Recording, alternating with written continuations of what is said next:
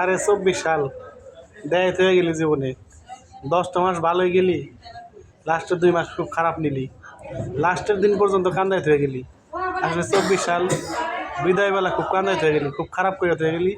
আর 25 সাল খুব দুঃখ বেশি করে কমাল ডাইলে দিয়ে গেলি, মানে যে আমাদের সুগার নাই, দুঃখ দিয়ে চলে গেলি। তো বড় কথা ওইটা না, যেটা এখন বলবো, আমার বাতিজার যেন অপারেশন সাকসেস হয়, সবাই দোয়া করবেন। আর আমার বাতিজা যেন সুস্থ হয়ে আল্লাহ তালা আমাদের মাঝে আবার খুব তাড়াতাড়ি ফিরত দেয়। আসলে এই রাত 12টার পরে ভিডিও করা কোনো মুডই ছিল না, এখন আমি ভিডিও করি না, মোট কথা আমার ভিডিও ভালো লাগে না।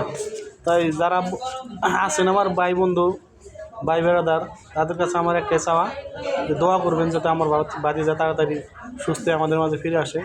25 সালকে বরণ করে নিতে পারলাম না, দুঃখের সাথে বরণ করে নিলাম। আর এখন